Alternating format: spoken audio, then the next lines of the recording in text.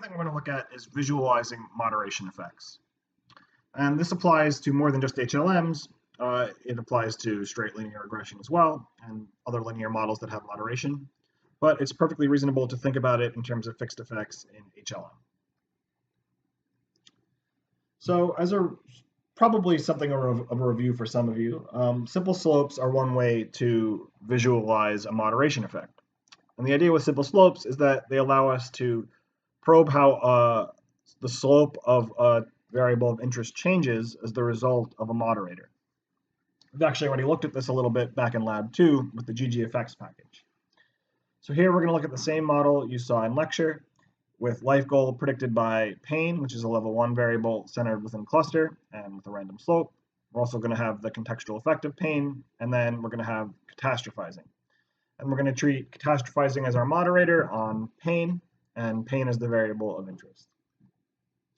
So here we're going to set up our data and our model. So we're going to center catastrophizing at the grand mean.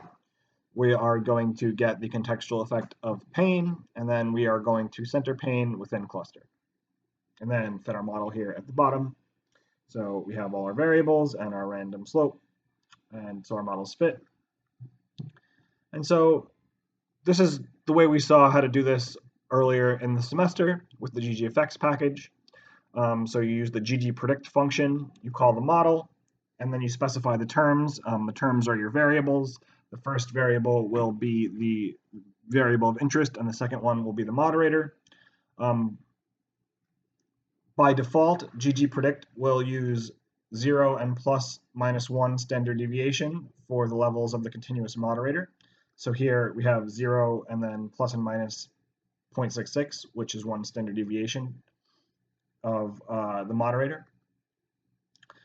We can change that if we wish with square brackets and set whatever levels we want to plot. So here I'm changing it to 0, -1, and 1, and just widening out the simple slopes a little bit, so it's a little bit more than 1 standard deviation.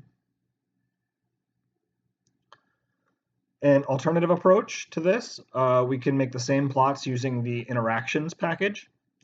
And so this package has an interact plot function specifically designed for simple slopes. So it's a little bit less versatile than ggpredict, but in some ways a little bit more straightforward. And the interactions package has some other nice features that we're also going to look at here. So like ggpredict, the interact plot function also builds on ggplot2, so you can layer additional ggplot functions on top of it. But its core arguments are model, which is the model of interest, the predictor variable, the moderator variable, the moderator values, and then interval, which is whether you want the confidence bands or not. So these are 95% confidence intervals around your lines. So here I'm making the same plot, and you see the style's a little different. It uses all blues and changes the line type instead of just different colors with solid lines. This is all things you can modify with different ggplot arguments, and it's mostly just stylistic. But it's the same plot as this one here. And we can do the same thing as the second plot we made by specifying mod x values. By default, it does +1 standard deviation and -1 standard deviation, just like ggeffects. And here I've respecified it to be -1, 0, and 1 in the original units of the moderator. So one alternative way to visualize interactions, which is sort of nice in its own way, and in some ways gives you a much wider scope and view on what a moderator is doing, is the Johnson-Neyman plot.